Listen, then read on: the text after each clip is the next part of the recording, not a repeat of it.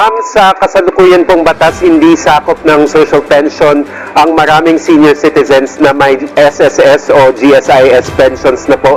So paano po gagawing patas nitong bagong panukala na mabigyan lahat ng senior citizens? Sila, no? Mag-register sila. Kung kaya nilang mag-register sa NCSC, sa Commission on Senior Citizen, mas mabuti para sila ay maibilang, no?